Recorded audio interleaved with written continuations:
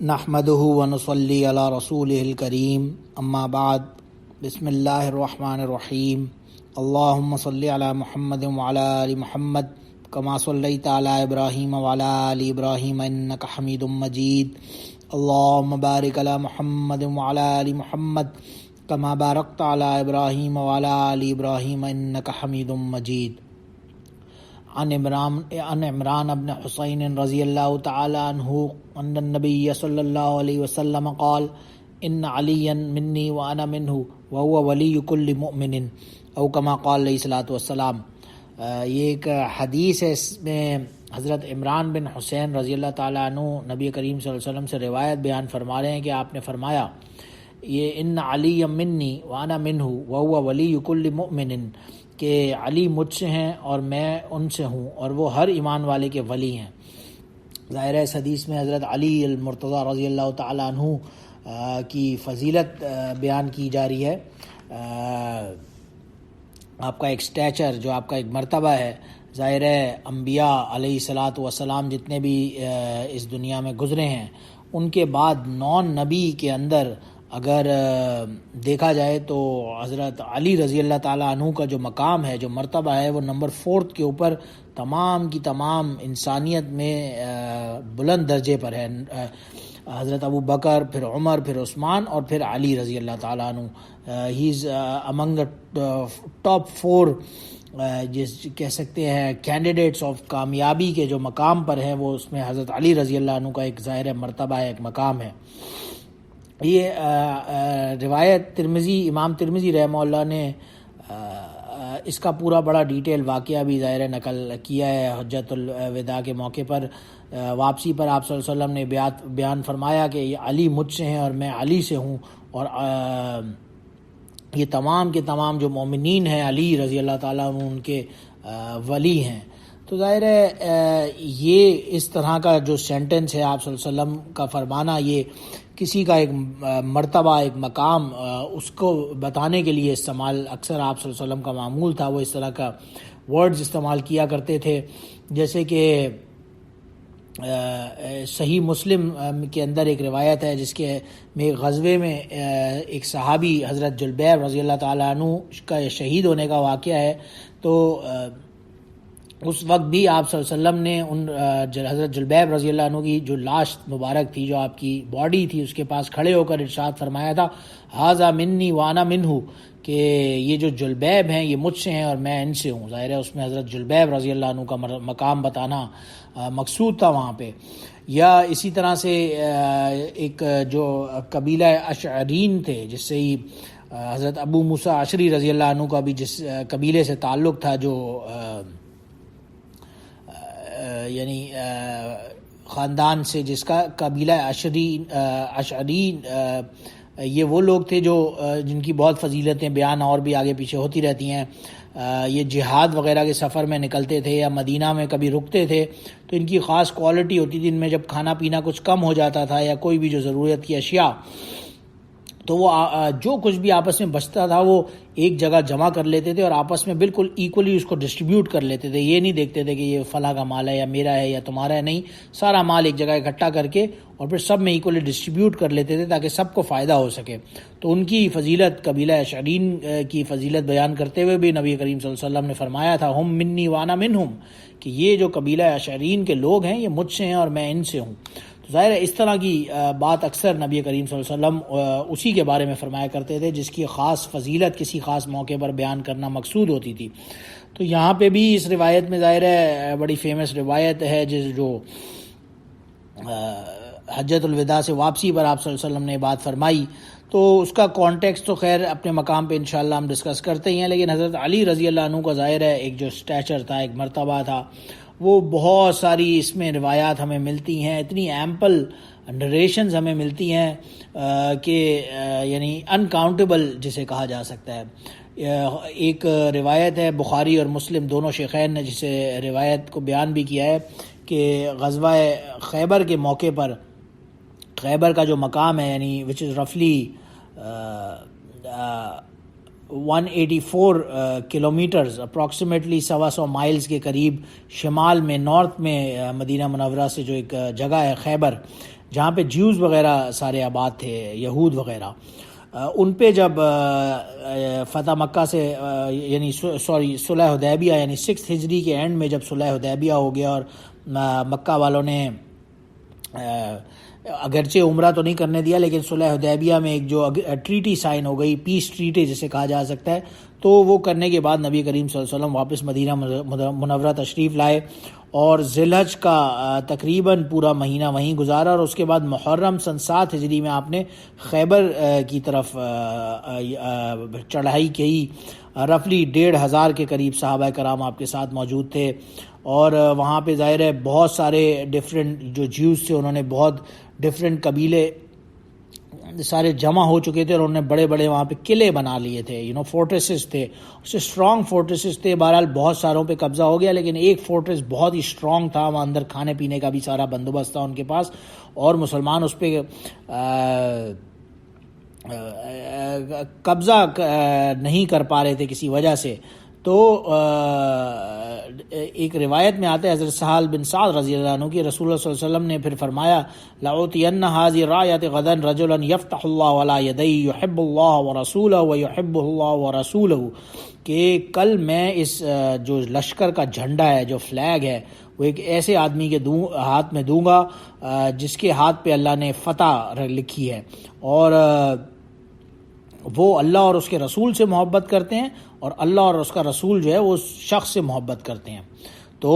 ظاہر ہے اس روایت میں آتا ہے پھر جب اگلے دن صبح ہوئی تو تمام کے تمام صحابہ کرام جو تھے وہ ظاہر ہے متوجہ ہو گئے کہ کون وہ لکی شخص ہے، کون وہ کس کا ایسا مرتبہ ہے کہ اللہ اور اس کے رسول اس سے محبت کرتے ہیں، وہ ان دونوں سے محبت کرتا ہے، اور آج ان کے ہاتھ پہ رسول اللہ صلی اللہ علیہ وسلم نے فرمایا کہ کامیابی ہوگی ہمیں۔ اگلے دن صبح پھر سب اسی ویٹ میں تھے کہ کس کو وہ جھنڈا دیا جائے گا، تو رسول اللہ صلی اللہ علیہ وسلم نے فرمایا این علی ابن ابی طالب، کہ علی بن ابی طالب رضی اللہ عنہ کہاں ہیں؟ صحابہ نے دور سے اشارے سے عرض کیا ہوا یا رسول اللہ وہ وہاں پہ ہیں، یشتکی عینیہ، ان کی آنکھ میں کچھ تکلیف تھی تو اس وجہ سے وہ وہاں بیٹھے ہوئے ہیں۔ بہرحال رسول اللہ صلی اللہ علیہ وسلم نے اپنے پاس بلایا، اور وہاں انہوں نے علی رضی اللہ عنہ نے فرمایا کہ مجھے آنکھ میں کچھ تکلیف ہے، تو آپ صلی اللہ علیہ وسلم نے اپنا جو تھوک تھا یعنی اپنا آب دہن وغیرہ سلائیوا ان کی آنکھ میں ذرا سا ڈالا، جس سے ان کی آنکھ بالکل صحیح ہو گئی، اور پھر آپ صلی اللہ علیہ وسلم نے وہ جھنڈا علی رضی اللہ عنہ کو دیا، اور پھر ظاہر ہے مشہور بڑی فیمس روایت ہے کہ انہی کے ہاتھ پہ وہ فتح مسلمانوں کو ہی اور اس قلعے پہ بھی قبضہ ہو گیا۔ تو ظاہر ہے یہ علی رضی اللہ عنہ کا مقام اور مرتبہ بعض 1 2 4 نہیں بلکہ سینکڑوں روایات سے ہمیں پتہ بھی چلتا ہے، اور گویا اس قرآن پاک کی جو آیت ہے قل ان کنتم تحبون اللہ فاتبعونی یحببکم اللہ ویغفر لکم ذنوبکم واللہ غفور الرحیم، سورہ آل عمران کے اندر۔ تو اس طرح سے گویا حضرت علی رضی اللہ عنہ اللہ اور اس کے رسول کے محب اور محبوب تھے الحمدللہ، اور اس وجہ سے ہی گویا ان کی اتنے فضائل اور فضیلتیں ہمیں حدیث وغیرہ میں ملتی ہیں۔ بلکہ ایک روایت میں تو حضرت علی رضی اللہ عنہ کو حضرت زر ابن حبیش رضی اللہ عنہ فرماتے ہیں کہ علی رضی اللہ عنہ نے فرمایا والذی فلق الحبۃ وبرأ النسمۃ انہ لعید النبی الامی صلی اللہ علیہ وسلم الی ان لا یحبنی الا مؤمن ولا یبغضنی الا منافق، کہ قسم ہے اس ذات کی جو دانے کو پھاڑ کر پودا نکالتا ہے، یعنی جو پلانٹس کو گرو کرتا ہے ایک سیڈز کے اندر سے،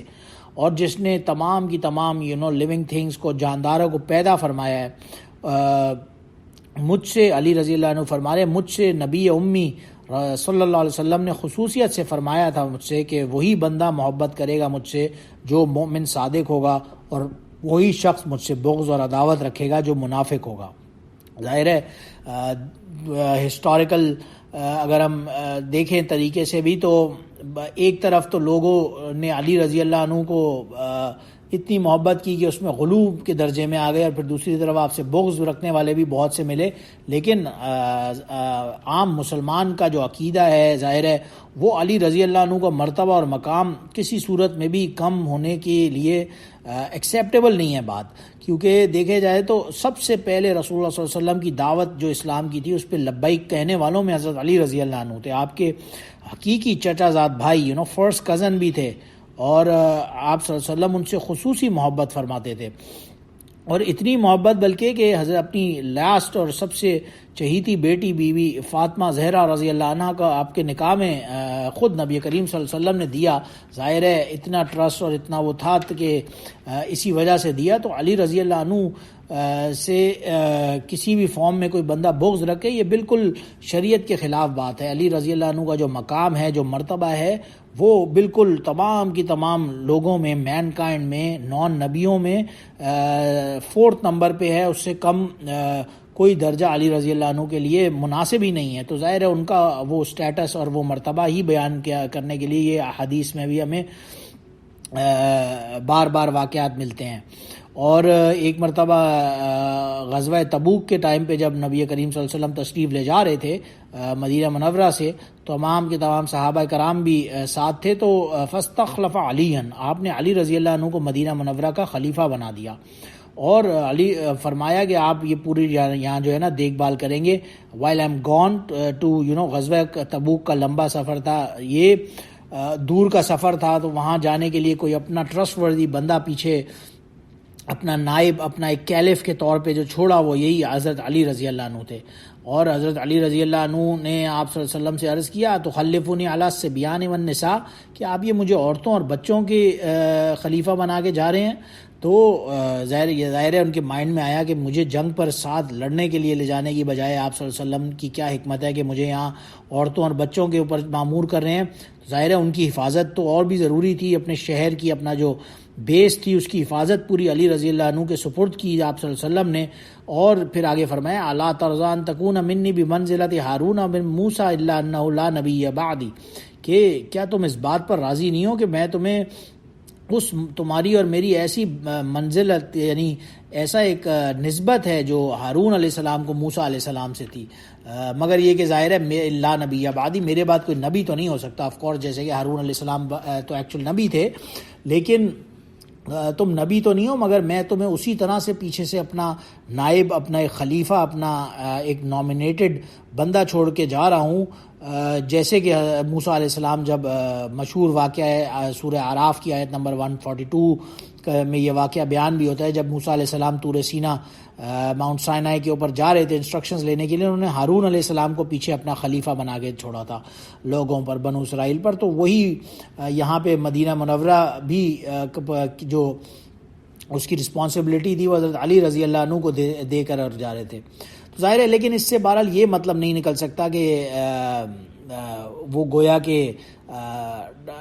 ایکچوئل آپ صلی اللہ علیہ وسلم کے وصال کے بعد بھی خلیفہ بننے کے حقدار صرف اور صرف حضرت علی رضی اللہ عنہ ہی تھے، کیونکہ اس کے اندر تھوڑی سی ڈیٹیل ظاہر ہے وہ بات ہے، لیکن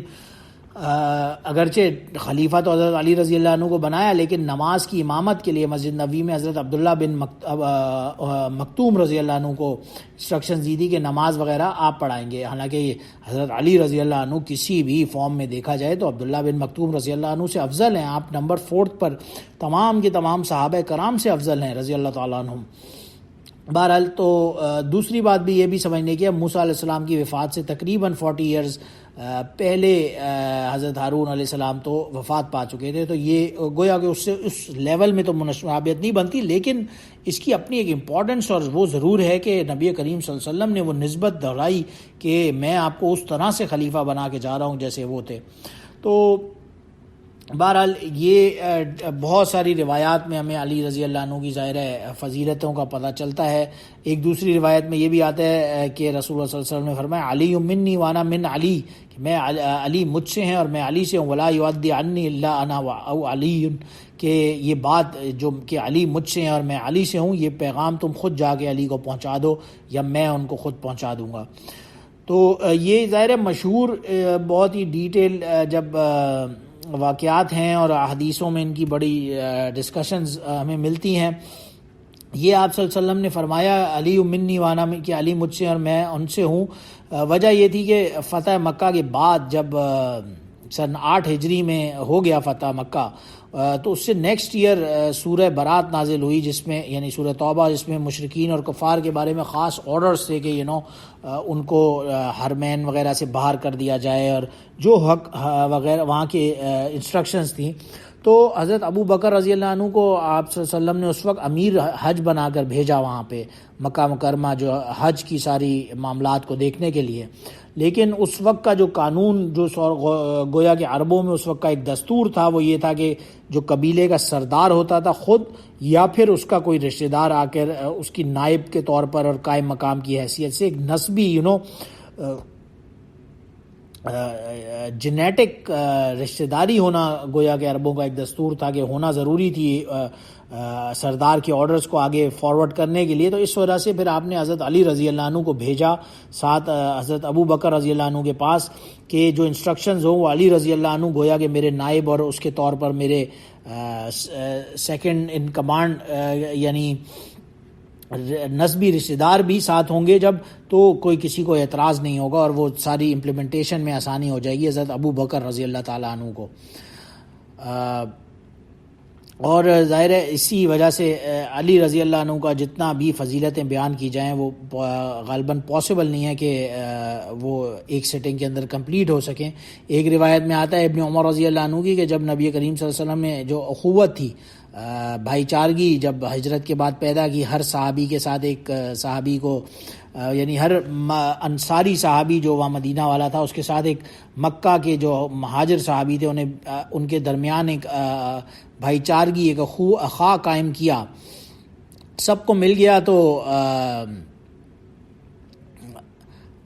حضرت علی رضی اللہ عنہ کو نے عرض کیا یا رسول اللہ کہ آپ نے آخیت بین اصحابک ولم تواخی بینی و بین احد، کہ آپ نے سب کے درمیان اخوت قائم کر دی ہے، یعنی سب صحابیوں کا ایک بھائی دوسرے صحابی کا بنا دیا، لیکن میرا کوئی بھائی نہیں ابھی تک آپ نے بنایا. تو رسول اللہ صلی اللہ علیہ وسلم نے جواب میں فرمایا انت اخی فی الدنیا والآخرہ، تم تو میرے اور بھائی ہو دنیا اور آخرت میں. یعنی گویا اس سے بڑھ کر کسی کا کیا مقام ہو سکتا ہے کہ تم میرے بھائی ہو جب دنیا میں بھی اور آخرت میں بھی. تو یہ دنیاوی اخوت، اور یہ تو ظاہر ہے یہ تو صرف ایک دنیاوی معاملہ ہے، اس سے زیادہ پریشان ہونے کی ضرورت نہیں ہے. اور آپ صلی اللہ علیہ وسلم خود علی رضی اللہ عنہ سے اتنی محبت فرمایا کرتے تھے، جیسا کہ بہت ساری روایات سے پتہ بھی چلتا ہے. ایک روایت میں آتا ہے آپ صلی اللہ علیہ وسلم کے بعد ایک مرتبہ بھنا ہوا گوشت پڑا ہوا تھا کھانے کے لیے، آپ تشریف فرما تھے، آپ نے دعا فرمائی اللہم آتنی بحب خلقک الیک یاکل معی ھذا الطیر، کہ اے اللہ میرے پاس اس بندے کو بھیج دے جس سے تو محبت کرتا ہے تاکہ وہ میرے ساتھ یہ مل کر کھائے. اور فجاء علی فاکل معہ، آپ صلی اللہ علیہ وسلم کے پاس علی رضی اللہ عنہ تشریف لے آئے اور انہوں نے آپ کے ساتھ بیٹھ کر کھایا. تو گویا اللہ سبحانہ و تعالیٰ کے نزدیک بھی علی رضی اللہ عنہ ایک بہت ہی پسندیدہ شخصیت تھے. اور آپ کا مقام بتانے کے لیے آپ صلی اللہ علیہ وسلم نے اتنی روایات بیان فرمائی. ایک روایت میں آپ نے فرمایا انا دار الحکمت وعلی بابھا، کہ میں دار الحکمہ ہوں، یعنی حکمت کا جو علم ہوں یا علم کا شہر ہوں یا گھر کہہ لیں، حکمت کا گھر ہوں، حکمت کا جو یعنی منبع ہوں میں، اور علی رضی اللہ عنہ اس کا دروازہ ہیں، گویا انٹرنس ہیں. اگر کوئی یہاں آنا چاہے تو وہ علی رضی اللہ عنہ کے تھرو ہو کر ہی آئے گا. ظاہر ہے اس میں کچھ روایات کے اوپر پھر محدثین کرام نے جرح بھی فرمائی ہے. علامہ ابن الجوزی رحمہ اللہ یا نے جیسے ان روایات کے بارے میں انہیں موضوع قرار دیا ہے، یا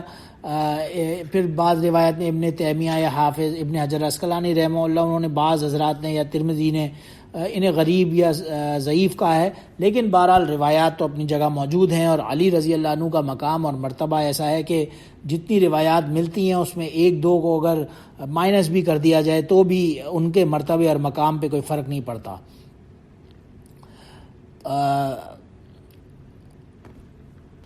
آپ صلی اللہ علیہ وسلم کو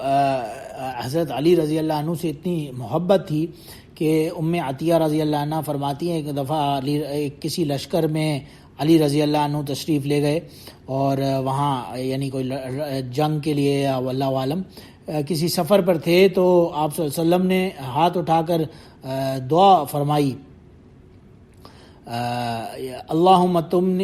تمتنی حتی ترینی علی، کہ مجھے اس وقت تک اس دنیا سے نہ اٹھا جب تک کہ میں علی کو نہ دیکھ لوں. یعنی آپ سے ملنے کا اتنا شوق رکھتے تھے نبی کریم صلی اللہ علیہ وسلم. اور ایک مرتبہ آپ صلی اللہ علیہ وسلم نے حسن اور حسین رضی اللہ تعالیٰ عنہما کا ہاتھ پکڑ کر یہ فرمایا، من احبنی واحب ہذین اباہما وامہما کان معی فی درجۃ یوم القیامہ، کہ جو کوئی ان دونوں سے یعنی حسن اور حسین سے اور ان کی والدہ اور ان کے والد سے محبت کرے گا وہ جنت میں میرے ساتھ ہوگا. تو ظاہر ہے یہ علی رضی اللہ عنہ اور ان کی پوری فیملی کی خاص مقام اور مرتبے تھے جنہیں نبی کریم صلی اللہ علیہ وسلم نے اتنی بے تحاشا روایات میں ہمیں بیان فرمایا. ایک مرتبہ علی رضی اللہ عنہ بیمار ہو گئے تو فرماتے ہیں کہ رسول اللہ صلی اللہ علیہ وسلم میرے پاس سے گزرے اور اس وقت میں اللہ سے دعا کر رہا تھا کہ اے اللہ مجھے اگر موت کا وقت قریب ہے تو مجھے راحت والی موت عطا فرما، یعنی تکلیف نہ ہو اس موت سے، اور اگر میری موت میں ابھی دیر ہے تو مجھے فراخی زندگی یعنی اس بیماری اور تکلیف سے مجھے نجات دلائے سے دور کر. تو بارہ رسول اللہ صلی اللہ علیہ وسلم نے پوچھا کہ علی تم نے یہ کیا کہا؟ تو علی رضی اللہ عنہ نے جواب دہرا دیا کہ میں نے دعا کی ہے. رسول اللہ صلی اللہ علیہ وسلم نے خود دعا فرمائی، اللہم عافی، اے اللہ اسے عافیت عطا فرما علی کو، یا پھر او اشفی یعنی اسے شفاعت عطا فرما. تو علی رضی اللہ عنہ فرماتے ہیں فمشتقیت رجعی بعد، کہ اس کے بعد مجھے کبھی وہ بیماری پیش نہیں آئی. اور یہاں تک بھی تھا کہ صحابہ کرام فرماتے ہیں کہ ہم نے علی رضی اللہ عنہ کو دیکھا آپ اکثر سردی کے موسم میں گرم موٹے کپڑے پہن کر گھوم رہے ہوتے تھے، یا گرمی کا موسم ہے اور آپ بالکل لائٹ سردیوں کے کپڑے موٹے یعنی وائس ورثہ پہن کر گھوم رہے ہیں، اور یعنی یا سردیوں کا موسم ہے آپ نے پتلے سے کپڑے پہنے ہوئے ہیں لیکن آپ کو پسینہ چھوٹ رہا ہے. تو صحابہ نے پوچھا کہ یہ کیا چکر ہے؟ اس پر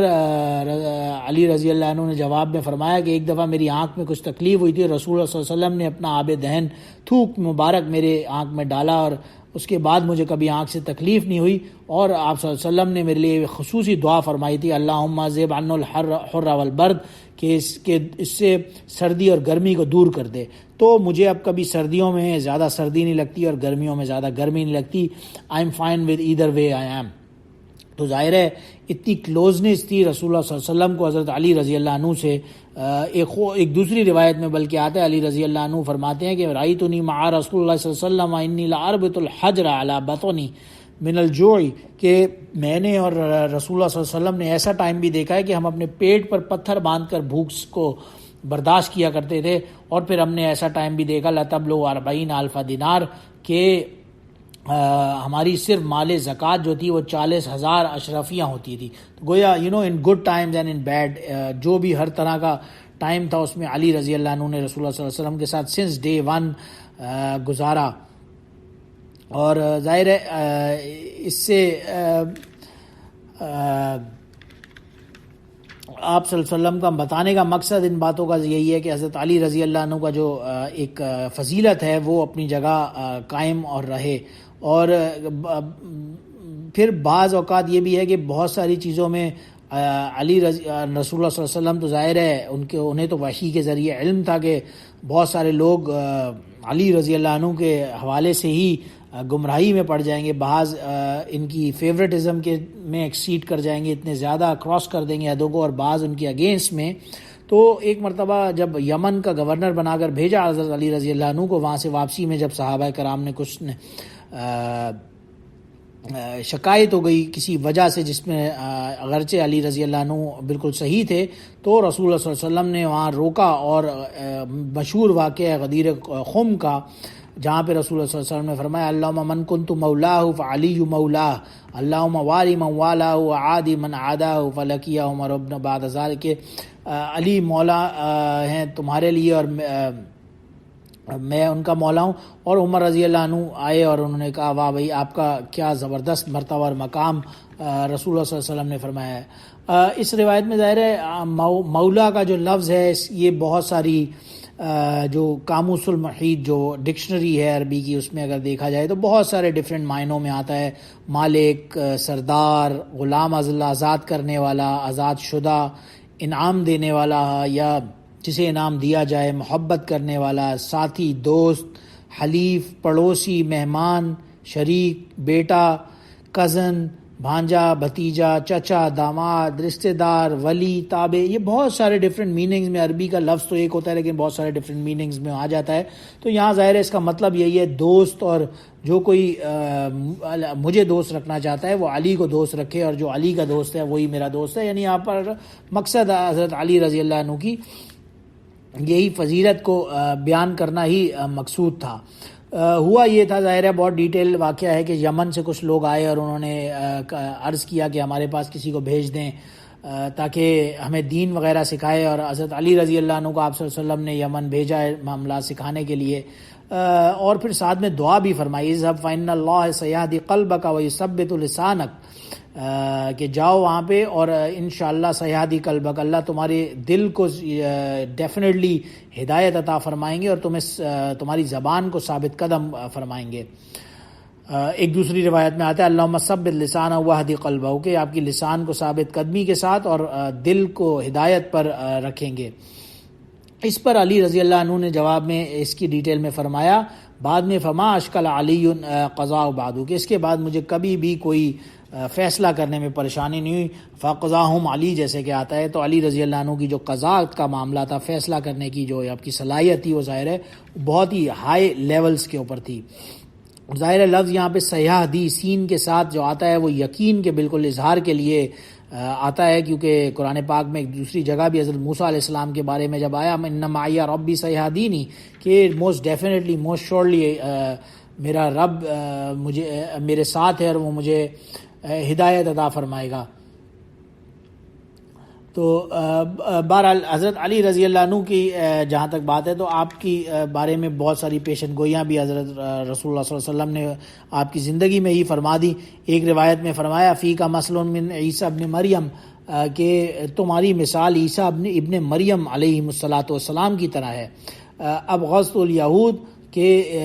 حتی بہت امہ احبت النصارى حتی انزلوا منزلۃ التی لیست لہ، کہ تم عیسیٰ علیہ الصلاۃ والسلام کی طرح ہو کہ یہود نے ان سے بغض کیا اور ایسا بغض کیا کہ ان کا جو مرتبہ اور مقام تھا ان کی والدہ کا اس سے ہی ان کو گرا دیا. اور پھر نصارہ نے ان سے ایسی محبت کی کہ اس میں اتنی غلو کے ساتھ آگے نکل گئے جو کہ ان کو نہیں کرنا چاہیے تھا، گویا بدعت کے فارم میں آ گیا. تو تمہارے ساتھ بھی ایسا ہی ہوگا، بعض لوگ تو ایسے ہوں گے جو تم سے بغض رکھیں گے. اور ایسا ہوا پھر بعد میں خوارج کا جب فتنہ اٹھا، جس میں پیشن پیش جس نے آپ کو شہید بھی کیا، بدبخت شکی عبد الرحمن بن ملجم نے، اس کے یہ خوارج وغیرہ نے، تو انہوں نے ایسا آپ کے اس سے بغض رکھا کہ بالکل جان لینے پہ آ گئے. اور پھر ایسے لوگ بھی آئے اس امت میں جنہوں نے آپ سے ایسی محبت میں ایکسٹریم لیول پہ گئے اور غلو میں چلے گئے کہ گویا بدعت کی فارم اختیار کر لی. تو دونوں کے بارے میں رسول اللہ صلی اللہ علیہ وسلم نے پہلے ہی سے پیشن گوئی فرما دی تھی. ایک روایت میں آتا ہے رسول اللہ صلی اللہ علیہ وسلم نے فرمایا کہ اس دنیا میں سب سے پچھلی قوموں میں سب سے بدبخت شخص کون گزرا ہے؟ تو حضرت علی رضی اللہ عنہ نے عرض کیا الذی عقر الناقہ، کہ وہ شخص جس نے قوم سمود کی اونٹنی کو ذبح کیا تھا، جو قرآن پاک میں سورہ شمس میں مشہور واقعہ بھی آتے کذبت ثمود بطغواہا اذ انبعث اشقاہا. تو ظاہر ہے رسول اللہ صلی اللہ علیہ وسلم نے فرمایا نعم تم نے صحیح کہا. اور پھر دوبارہ پوچھا کہ آنے والے لوگوں میں سب سے بدبخت شقی کون ہوگا؟ تو علی رضی اللہ عنہ نے عرض کیا مجھے معلوم نہیں ہے. تو ظاہر ہے رسول اللہ صلی اللہ علیہ وسلم نے حضرت علی رضی اللہ عنہ کے سر کے اگلے حصے کی طرف اشارہ کر کے فرمایا جو تمہیں تلوار سے یعنی یہاں ضرب لگا کے اور شہید کرے گا وہ سب سے بدبخت شخص ہوگا. اور اشارہ ظاہر ہے یہی یہ عبد الرحمن بن ملجم کی طرف اشارہ تھا، مشہور جو آپ کی شہادت کا واقعہ ہے کہ ظاہر ہے یہ علی رضی اللہ عنہ کے ہی انیشلی تو آف کورس فالوورز میں سے ہی تھے، آپ کے لشکر کے گروہ میں ہی تھے، لیکن آپ کے فیصلوں سے انہیں اختلاف ہوا اور پھر وہ بغاوت پر اتر آئے اور ان کی تعداد میں سیورل تھاؤزنڈز ہو گئے. اور پھر بہت سارے لوگوں سے افہام و تفہیم کے ساتھ علی رضی اللہ عنہ نے ظاہر نیگوسیشنز کی اور وہ مان بھی گئے اور میجورٹی کا خاتمہ بھی ہو گیا. لیکن اب جو باقی رہ گئے ان سے ظاہر علی رضی اللہ عنہ کو پھر لڑ کر اور بائی فورس انہیں سیٹل ڈاؤن کرنا مقصد تھا. انہی میں 3 بدبخت شخص، ایک برق بن عبداللہ، ایک عمر بن بکر تمیمی اور ایک عبد الرحمن بن ملجم، یہ 3 بدبخت شخص تھے۔ انہوں نے مل کر بیٹھ کر سازش کی کہ ہم اس وقت جو اس امت میں گویا جو بھی اختلاف تھا اس کی ذمہ داری ٹھہرائی کہ حضرت معاویہ، حضرت عمر بن عاص اور حضرت علی المرتضیٰ رضی اللہ تعالیٰ عنہم کو اس کا رسپانسبل ٹھہرایا، اور یہ پلاننگ کی کہ ہم تینوں ان کو قتل کریں گے، اور ڈیسائیڈ کیا کہ 17 رمضان کو تینوں فجر کے بعد ان پر حملہ آور ہوں گے۔ عبداللہ بن عمر نے حضرت معاویہ رضی اللہ عنہ کو قتل کرنے کے ارادے سے گیا اور آپ پر حملہ بھی کیا، اور آپ تھوڑا بھاگے لیکن بچنے کے لیے، مگر اس بدبخت کے حملے سے آپ کے ایک بیک کے اوپر وار ہوا، اور جس کی وجہ سے آپ ظاہر زخمی بھی ہوئے۔ اور پھر عمر بن بکر تمیمی نکلا حضرت عمر بن عاص کے قتل کو شہید کرنے کے مقصد سے، اور اتفاقاً ہوا یہ کہ اس دن حضرت عمر بن عاص کسی شدید تکلیف کی وجہ سے فجر کی نماز پڑھانے نہ جا سکے، اور انہوں نے ایک دوسرے صحابی خارجہ بن حبیب رضی اللہ عنہ کو بھیجا اپنی جگہ، آرڈر کیا کہ نماز پڑھائیں۔ وہ وہاں نماز پڑھا رہے تھے کہ اس بدبخت کی وار سے عمر بن بکر نے جب کیا تلوار کا وار، اور وہ شہید ہو گئے، دوسرے صحابی عمر بن عاص بچ گئے۔ اور پھر حضرت علی رضی اللہ عنہ کا فیمس واقعہ کہ جو ملجم یا عبد الرحمن بن ملجم تھا، یہ راستے میں بیٹھ گیا۔ حضرت علی رضی اللہ عنہ کا معمول تھا اکثر اوقات دائرہ وہاں پہ تشریف فرما جب نماز کے لیے نکلتے تو الصلاۃ الصلاۃ پکارتے ہوئے جایا کرتے تھے۔ یہ شخص بدبخت وہاں راستے میں بیٹھ گیا چھپ کر، اور علی رضی اللہ عنہ جیسے ہی آئے تو اس نے سامنے سے حملہ کیا، اور اچانک اور آپ کی پیشانی پر سے سامنے فور ہیڈ کے اوپر تلوار کا وار کیا، جیسے کہ رسول اللہ صلی اللہ علیہ وسلم نے پریڈکشن بھی فرمائی تھی، اور زخمی شدید کیا گیا، اور آپ پھر بھاگا، لیکن لوگوں نے اسے ظاہر ہے گھیر کے پکڑ لیا۔ آپ نے اپنے بڑے صاحبزادے حضرت حسن رضی اللہ عنہ سے فرمایا کہ اگر میں زندہ رہا تو اس قاتل ابن ملجم کے بارے میں جیسا چاہوں گا فیصلہ کروں گا، اگر میں چاہوں تو معاف کر دوں، اور چاہوں تو اس سے قصاص اور قتل کا بدلہ لوں گا، اور اگر میں فوت ہو جاؤں تو پھر اس کو شرعی قانون قصاص کے مطابق قتل کر دیا جائے۔ اور ظاہر ہے اس بدبخت کی اس وار سے حضرت علی رضی اللہ عنہ کچھ عرصے بعد شہید ہو گئے، اور ظاہر ہے حضرت حسن رضی اللہ عنہ کے آرڈر سے پھر اس بدبخت کو بھی قتل کر دیا گیا۔ تو ظاہر ہے حضرت علی رضی اللہ عنہ کے مرتبے اور مقام کی بارے میں ہمیں اتنی ساری روایات ملتی ہیں جنہیں اکٹھے جمع کرنا شاید پاسبل ہی نہ ہو۔ آپ کی شان میں، جو آپ کی اعزاز میں رسول اللہ صلی اللہ علیہ وسلم نے خود ان اٹ سیلف اور دوسرے صحابہ کرام کی روایات ہیں، آپ کی سینگز ہیں، وہ اتنی ایمپل ہیں کہ جتنا ان پہ بیان کیا جائے وہ کم ہے۔ اور ظاہر ہے تمام کی تمام امت میں حضرت علی رضی اللہ عنہ کا جو مقام ہے، جو مرتبہ ہے، وہ تمام مین کائنڈ سے یعنی 9 انبیاء کے اندر وہ سب سے بڑھ کر 4 نمبر پر حضرت ابو بکر، عمر، عثمان کے بعد حضرت علی رضی اللہ عنہ کا ہی مقام آتا ہے۔ وآخر دعوانا ان الحمد للہ رب العالمین، سبحان ربک رب العزت عما یصفون، وسلام علی المرسلین، والحمد للہ رب العالمین۔